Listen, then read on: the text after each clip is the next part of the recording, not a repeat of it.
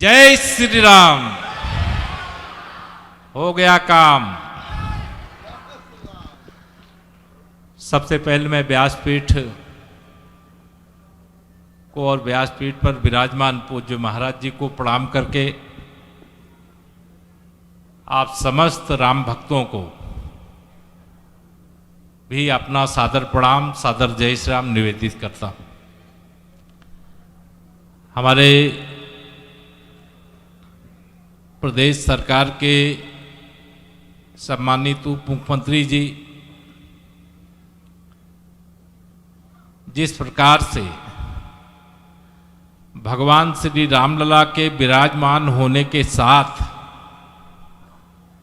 500 साल बाद अपने जन्मस्थान पर यहाँ 9 दिन सुनिए राम कथा या जो रामोत्सव का कार्यक्रम प्रारंभ किया है, मैं इसके लिए श्री ब्रजेश पाठक जी का, आदरणीय भाभी जी का और पूरे श्री राम उत्सव के आयोजन के कार्यक्रम में लगे हुए सभी भक्तजनों का हृदय से स्वागत करता हूं, अभिनंदन करता हूं। ये परम सौभाग्य की बात है कि पूज्य देवकीनंदन ठाकुर जी महाराज के श्री मुख से यहाँ श्री राम कथा का आयोजन हो रहा है। वैसे तो यह उत्तर प्रदेश की राजधानी लखनऊ है, लेकिन यह तो है लक्ष्मण नगरी और मैं जानता हूं यहाँ श्री हनुमान जी महाराज भी साक्षात विराजते हैं। मैं जो पूरा प्रदेश जानता हूं, जितना हनुमान जी जेठ महीने में हनुमान जी के लिए भंडारा लखनऊ में लगता है, शायद इतना देश में दूसरे किसी स्थान पे नहीं लगता है। तो अगर हनुमान जी ना हो तो यहां तो इतना बड़ा भंडारा लग ही नहीं सकता। तो भगवान श्री राम के जो परम सेवक हैं भाई के रूप में, तो श्री लक्ष्मण जी, और जिनको माता जानकी जी अपना सुत के रूप में, अपने पुत्र के रूप में मानती थीं, ऐसे श्री हनुमान जी की कृपा से आप सब जो यहाँ पर आए हैं, कथा में बहुत कुछ पूज्य महाराज जी सुनाएंगे, लेकिन कहते हैं प्रथम भगत सदन कर संगा, दूजी भगति कथा प्रसंगा। मैं नहीं जानता, अभी वहाँ शायद नहीं कथा पहुँची होगी, लेकिन श्री रामचरित्र मानस की जो कथा है, इस कथा से लखनऊ जैसे स्थान पर, अभी गांव में तो बहुत कुछ बचा हुआ है, लेकिन शहरी क्षेत्रों में अभी काफी कुछ मैं देखता हूं कि जो बचा गड़बड़ था वह रामलला ने 22 जनवरी को ठीक कर दिया। क्योंकि पहले क्या रहता था, प्रातः काल उठ के रघुनाथा, मात पिता गुरु नावहि माथा। अब कोई बच्चा सुबह उठ करके, गुरु जी तो घर पे नहीं मिलते, लेकिन माता पिता के चरण छू करके अपने दिन की शुरुआत करें, ऐसा शहरी क्षेत्रों में थोड़ा घटोतरी हुई थी।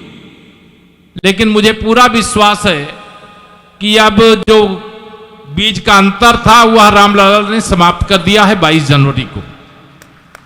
अब मेरा विश्वास मैं आपको बताए दे रहा हूं, अपनी बात कहकर यही कथा खत्म करूंगा, क्योंकि भाषण का दिन नहीं, कथा का दिन है। कथा के समय भाषण नहीं करना चाहिए। जो भी व्यक्ति सच्चे मन से सुबह उठ करके अपने माता पिता के चरण छू करके दिन की शुरुआत करेगा, मुझे पूरा विश्वास है ब्रह्मा विष्णु महेश जी भी उनको आशीर्वाद देंगे, उनका कभी मनोरथ विफल नहीं होगा। और इस समय तो देश में माननीय प्रधानमंत्री मोदी जी के नेतृत्व में सरकार बनने के बाद प्रदेश में भी हमारी सरकार बनी, और जिसके कारण से 500 साल बाद रामलला अपने जन्मस्थान पर विराजमान हुए। अभी मैं 2 दिन पहले देख रहा था, एसआई की रिपोर्ट से भोले बाबा भी हर हर महादेव बोल दिए हैं। तो बाकी आगे कुछ कहूंगा नहीं, कोई पत्रकार मित्र होंगे तो कई चीजें कहने लगेंगे, लेकिन जय श्री राम, जय श्री कृष्ण, हर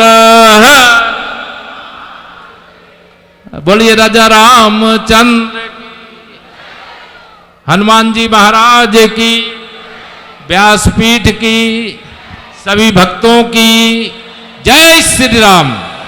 बहुत बहुत धन्यवाद। मैं निवेदन करूंगा केशव जी 1 मिनट वहीं रहें।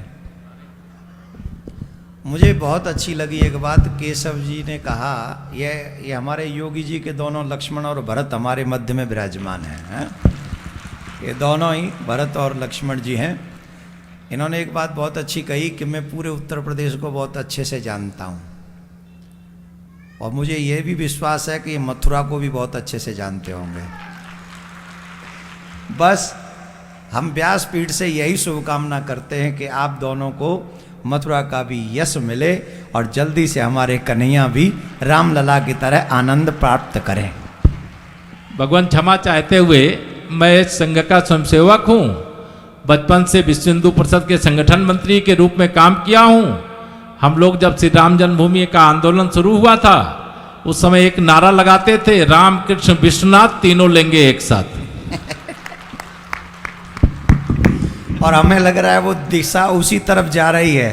राम आ गए, निकल आए विश्वनाथ, कान्हा रह रहे हैं थोड़े से, तो वो भी जल्दी आ जाएंगे हमारे साथ। आइए ब्राजील, बहुत बहुत साधुवाद दोनों ही।